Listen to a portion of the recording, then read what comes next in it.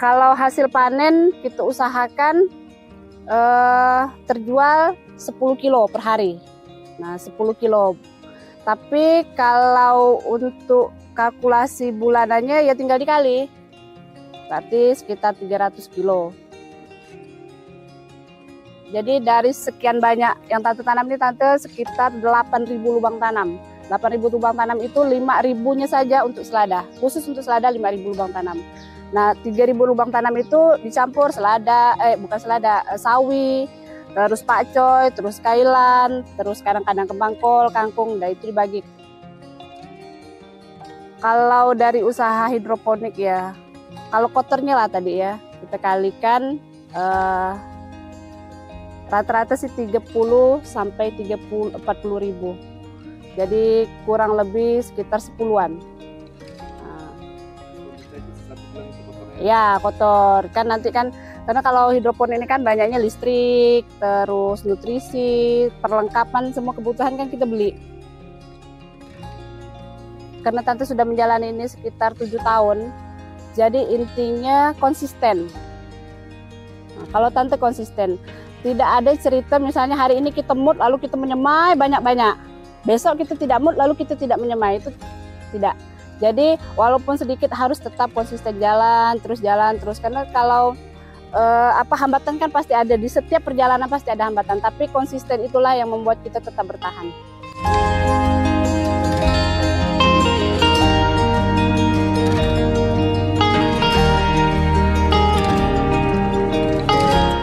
Assalamualaikum warahmatullahi wabarakatuh. Perkenalkan, saya nama Rima Daniarsih, pemilik kebun hidroponik Al-Hakim Mempawah yang beralamat di Jalan Ajelani, Gang Mangga, depan SMK Negeri 1 Mempawah.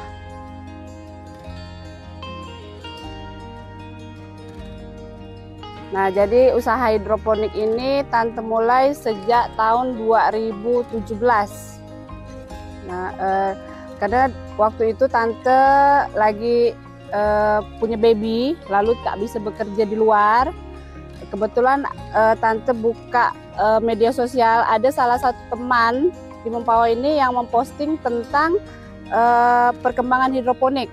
Lalu Tante tertarik. Setelah itu Tante terus ikuti akunnya, karena sebelumnya tuh tidak pernah berkomunikasi gitu kan. Lalu Tante ikuti terus. Akhirnya menjalinlah komunikasi, terus berinisiatiflah Tante untuk belajar. Nah, dari situlah mulainya Tante memulai, dari situ titiknya. Nah, jadi awalnya dulu kita praktek dulu. Jadi disarankan oleh kawan-kawan, kalau kami menyebutnya master ya, master hidroponik itu kami sebagai anggota baru nih untuk praktek di tempat masing-masing. Lalu membelilah 5 batang paralon. 5 batang paralon itu mencoba nanam sendiri sambil dipantau oleh para master dan para suhu-suhu di yang jago lah dalam berhidroponik. Nah, dari proses itu terus belajar, terus berkembang. Kalau di Mempawah ini ada beberapa dulu kebun, banyak, kalau sekitar 20 kebun mini itu ada kalau di Mempawah nih. Cuman berjalan seiring waktu, seleksi alam. Nah, alhamdulillah Tante masih tetap bertahan. Jadi kalau proses untuk kita menyebar ke masyarakat ya, kalau berproses tuh kayaknya tahun kedua.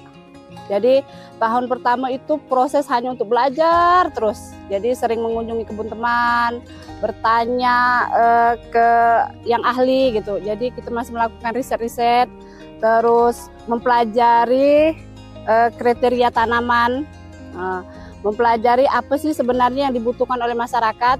Nah, mempelajari bagaimana kita mengcover dana sebelum kita menghasilkan. Jadi karena kalau berkebun hidroponik ini modalnya lumayan. Nah, jadi itu dulu yang dipersiapkan selama 1 tahun.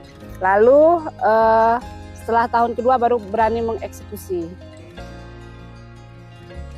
Jadi hebatnya hidroponik ini, setiap orang yang belajar pertama dipastikan tidak akan gagal.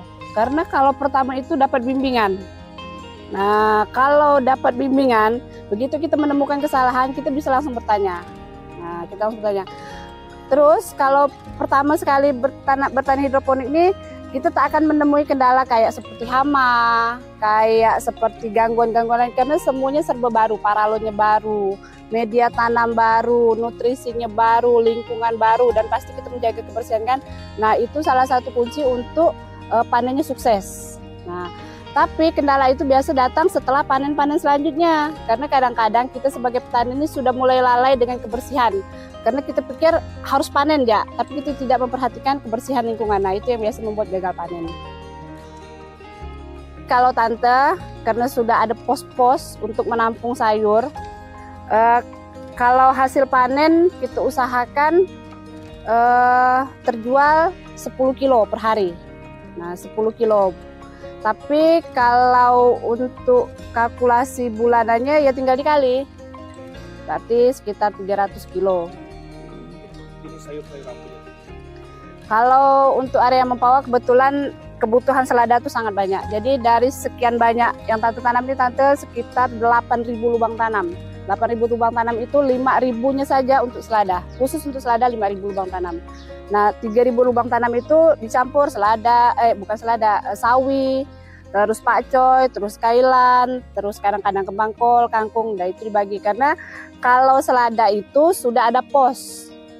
Nah, kalau sayuran lain kita harus pasarkan sendiri. Jadi kalau sayur yang lain tuh ibaratnya penggembira. Jadi kalau kita di hidroponik itu sebenarnya sudah ada harga standar komunitas per daerah. Misalnya di Kalbar nih, kita punya harga standar komunitas. Misalnya selada dari harga 30 sekarang, dari harga 30.000 sampai 40.000. Nah, kita tinggal memilih di range mana kita berada. Nah, di range mana kita berada dengan kualitas. Jadi kalau kualitas kita bagus, makin bagus kualitas kita, makin bisa tinggi kita jual. Tapi kalau kualitas kita rendah ya kita sadar diri. Sama rata aja. Jenis sayur. Beda. Jadi kalau selada memang harganya agak tinggi karena perawatannya pun lumayan ekstra daripada jenis sayur yang lain. Terus kalau selada kan susah ditanam di konvensional atau di tanah karena mudah sekali terserang penyakit. Jadi kita memang kalau nanam selada harus lebih concern daripada menanam jenis yang lain. Kalau dari usaha hidroponik ya, kalau kotornya lah tadi ya, kita kalikan rata-rata sih 30 sampai 40 ribu. Jadi kurang lebih sekitar 10-an. Nah. Ya kotor, kan nanti kan, karena kalau hidroponik ini kan banyaknya listrik, terus nutrisi, perlengkapan, semua kebutuhan kan kita beli.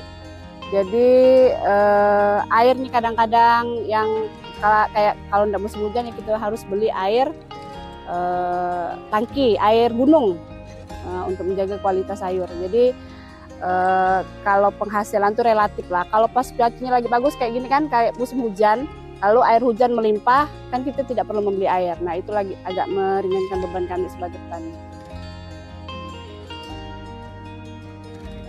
Intinya pertama Tante suka bertani. Kalau dulu sebelum berhidroponik Tante nanam di dalam polybag atau di pinggir-pinggir tanah gitu kan. Intinya suka dulu.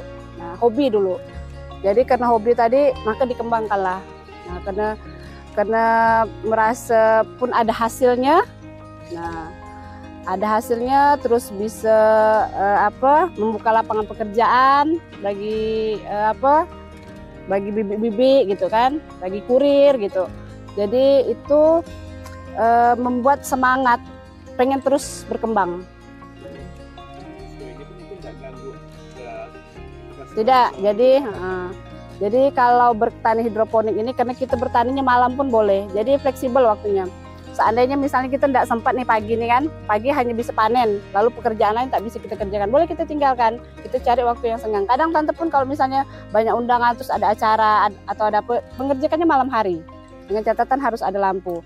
Nah, karena pekerjaan itu sangat mudah, tidak seperti kita nanam di tanah kan, nah waktunya fleksibel, jadi itu memudahkan dan rasanya kurang rasa repot kalau bertani hidroponik. Waktu santai sih. Santai, lihat itu bibi-bibi. Kalau bibi-bibi datangnya jam 7 pagi sampai jam 10. Kalaupun misalnya tante perlu ada pekerjaan yang tak selesai, sore bibi datang hitung lembur. Sementara kalau tante, kalau melihat regenerasi tentang dunia pertanian nih, untuk anak-anak mudanya sangat kurang ya. Jadi sebenarnya tante tuh punya keinginan merangkul anak-anak muda yang pengen belajar tentang hidroponik, sehingga nanti orang-orang kayak kita ini kan bakalan tua. Lalu ilmu ini tidak ada yang menampung. Nah, jadi tante pengen sebenarnya mengumpulkan anak-anak muda yang pengen, yang satu frekuensi. Jadi biar mereka tahu.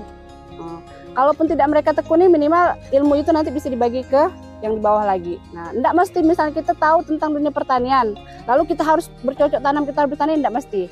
Nah, ada juga mentor kadang-kadang kayak mentor tante tuh dia tidak bertani, dia hanya memberikan pembelajaran, dia tidak bertani. Nah, tapi itu pun juga menghasilkan. Jadi kalau dunia pertanian kayak ini, kayak mentornya bisa berpenghasilan walaupun tidak bertani. Terus instalatirnya, dia tidak bertani, dia tidak tahu ilmu, tapi dia tahu instalatir, dia bisa menghasilkan uang. Terus kalau kayak tante terjun langsung di lapangan bertani, menghasilkan uang. Kalau bibi tahu dengan cara memberi nutrisi, menyemai, bisa menghasilkan uang. Jadi dia semua lingkupnya bisa menghasilkan. Tidak. Jadi kalau bertani hidroponik ini tidak mesti harus duduk di paralon gitu. Tapi dengan ilmu yang ditekuni, bisa kayak adik tante, dia tidak bertani, dia tidak punya ilmu untuk menjadi mentor, tapi dia bisa menginstalatir nih. Ada bidangnya masing-masing. Nah, bersyukurlah bagi orang yang bisa semuanya. Bisa menjadi mentor, bisa instalatir, bisa bertani. Itu sangat bersyukur, tapi jarang yang ada. Nah, berarti di sini itu terbuka untuk umum kalau misalnya belajar dan sebagainya. Terbuka untuk umum. Jadi kalau tante biasa, kalau akhir-akhir ini karena tante jarang di tempat, jadi tante buka biasanya hari Minggu. Jadi hari Minggu siapa saja yang pengen datang, janji ya, ada jadwalnya. Lalu pengen bertanya, sebisa mungkin tante usahakan menjawab semua pertanyaan mereka. Untuk berbagi. Jadi itu kalau tante bikin kayak gitu tuh untuk menyeleksi mereka siapa yang lebih kuat minatnya. Kalau minggu pertama dia datang ramai, biasa minggu kedua sudah mulai sepi, nah minggu ketiga, minggu keempat berarti itulah dia orangnya yang satu frekuensi dengan kita. Karena tante sudah menjalani ini sekitar 7 tahun, jadi intinya konsisten. Nah, kalau tante konsisten, tidak ada cerita misalnya hari ini kita mood lalu kita menyemai banyak-banyak, besok kita tidak mood lalu kita tidak menyemai, itu tidak. Jadi walaupun sedikit harus tetap konsisten jalan terus karena kalau hambatan kan pasti ada, di setiap perjalanan pasti ada hambatan, tapi konsisten itulah yang membuat kita tetap bertahan. Pernah nggak satu kali mungkin ada gagal panen? Pernah ada rasa kecewa, pernah ada rasa putus asa, tapi dukungan keluarga yang membuat kita bisa bertahan. Jadi kadang-kadang memang kita perlu orang yang mendukung kita. Jadi kayak misal tante lagi patah semangat, suami bisa udahlah ndak apa, jalan aja terus. Nah itu paling penting dukungan orang di sekitar kita. Nah bagi kawan-kawan yang berada di lingkungan sekitar kebun atau Mempawah atau luar daerah, tante tetap membuka ruang untuk sama-sama kita belajar. Jadi kalau mau bertanya atau mau belajar atau pengen tahu tentang hidroponik, selalu terbuka. Kalau tidak ada nomor kontak yang bisa dihubungi, bisa melalui akun Facebook Sakira Hakim. Nah, di inbox nanti biasanya tante akan langsung mengirimkan nomor HP di situ. Terus bagi kawan-kawan yang pengen mengkonsumsi tapi tidak tahu lokasi, bisa inbox atau hubungi nomor kontak WA, nanti diantar via kurir. Jadi kalau di Mempawah itu tante tetap usahakan delivery order supaya yang tidak bisa menjangkau ke sini bisa tetap mengkonsumsi sayur hidroponik tante. Terima kasih. Wassalamualaikum warahmatullahi wabarakatuh.